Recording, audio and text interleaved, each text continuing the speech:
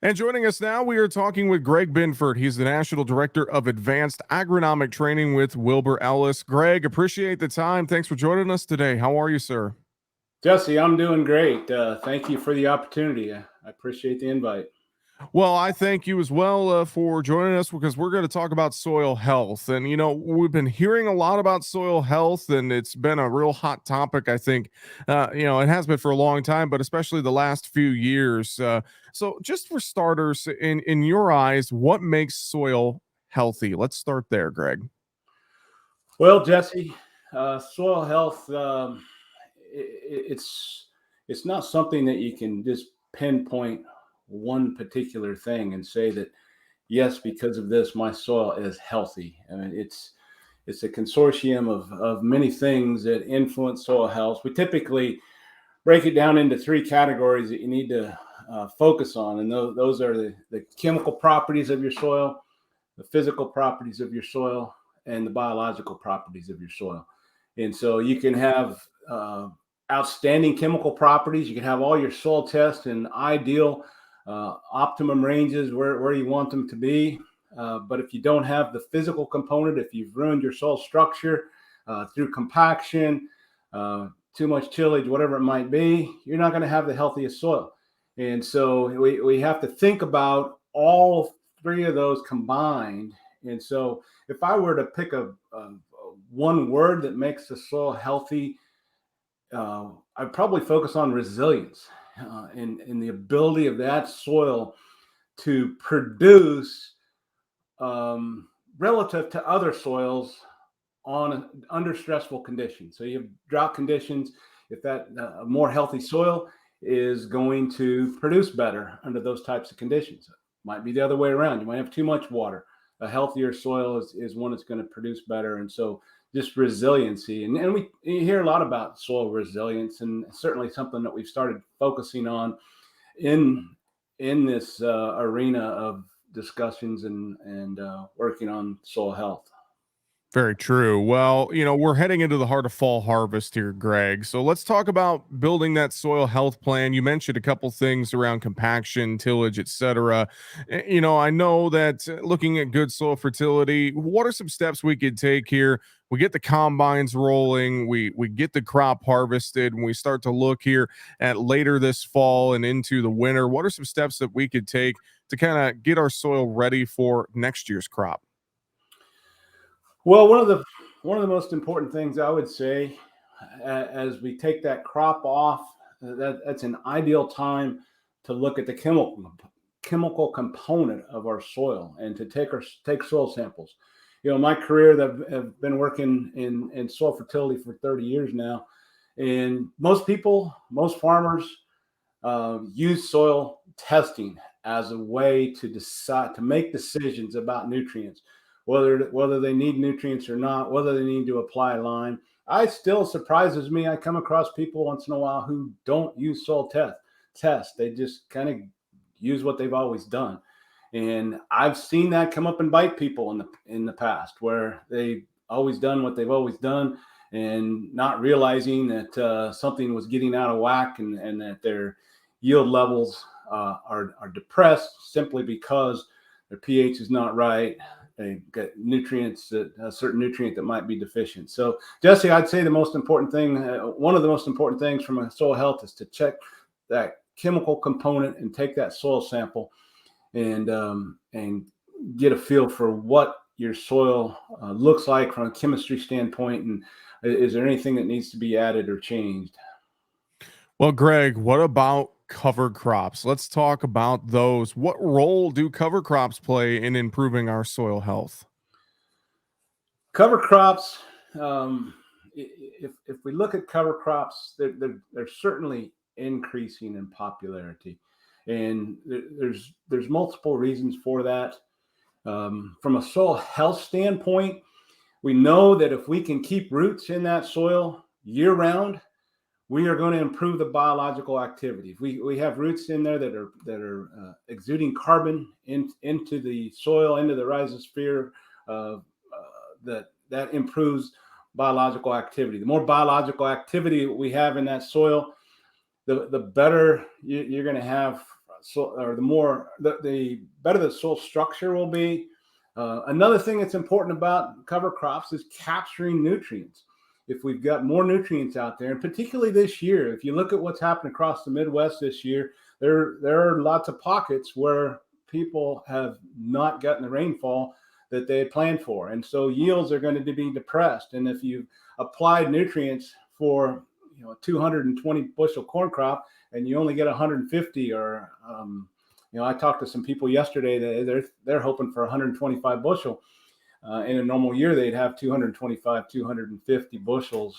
They put that nitrogen out there. So using a cover crop can be a benefit because we can capture those nutrients and keep them in the soil. Because if you've got nitrogen in the soil in most of the Midwest, where we get the winter rainfalls and spring rain, or winter moisture and spring rainfalls, very unlikely that nitrogen is still going to be around next year. But if we can capture it in a cover crop, then it could still be there and something that we could benefit from next year.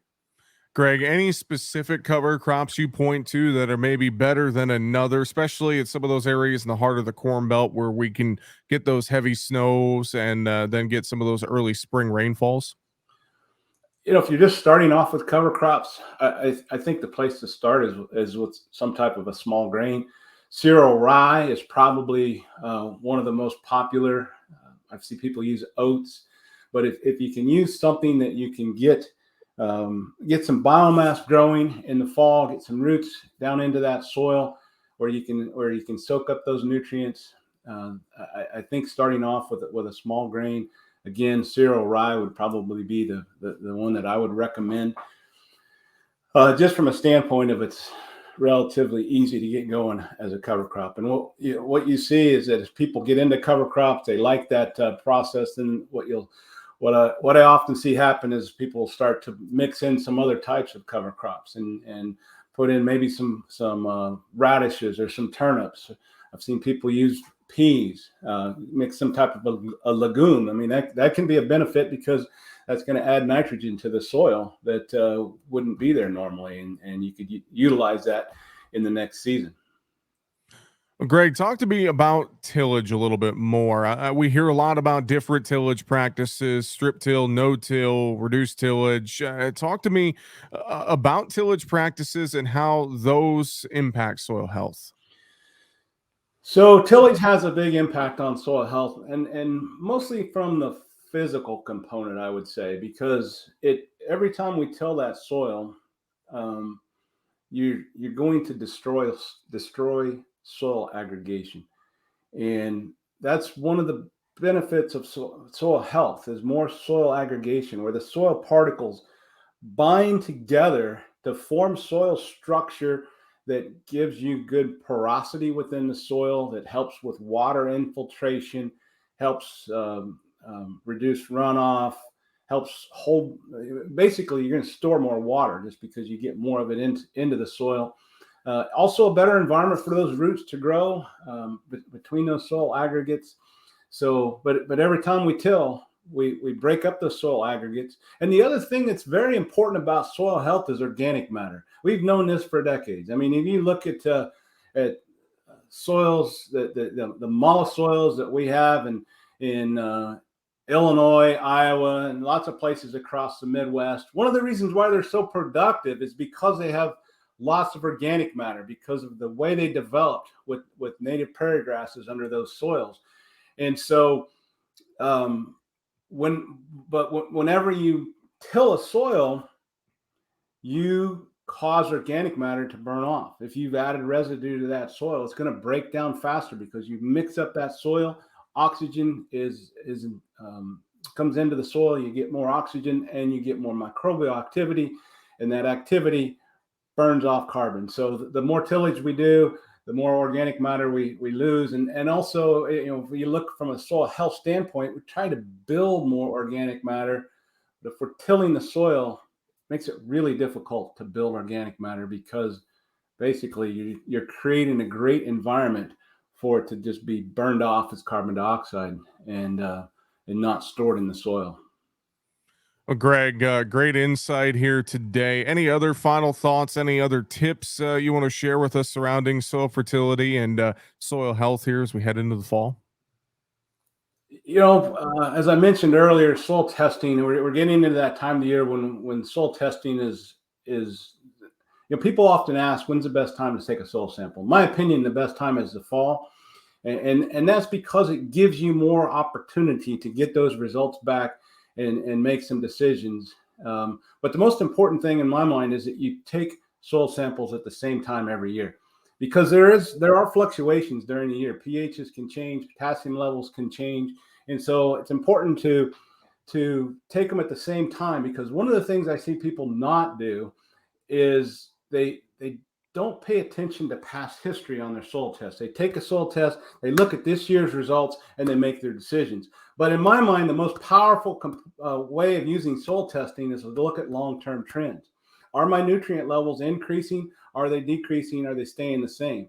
And you could want all of those depending on your situation. If you've got really high nutrients, you might want them to drop a little bit. If you're in that low category, low part of the optimum range, then you definitely don't want to have your nutrient levels dropping over time. And as we take off more yield every year, yield levels increase, varieties, hybrids become better. We take off more yield, we take off more nutrients. And also last year, fertilizer prices got super high. People cut back on their nutrients in a lot of cases. Look at those soil tests and make sure that we're not depleting the nutrients. And what I would recommend is reach out to your local Wilbur Ellis representative, because they can help you with getting soil tests, and they can help you with the interpretation and the development of the plan for what you're going to do in 2023. And I'm sure, Greg, if they need more information, maybe they don't know their local Wilbur Ellis representative, they can go online, wilburellis.com, or probably contact a local retailer to learn more, can't they? Absolutely, Jesse. Well, we appreciate the time, Greg. Thanks for the awesome insight here with us today. Greg Binford, National Director of Advanced Agronomic Training with Wilbur Ellis. Appreciate it. Have a great rest of your day, sir. Thank you. Jesse, thank you very much. I enjoyed it.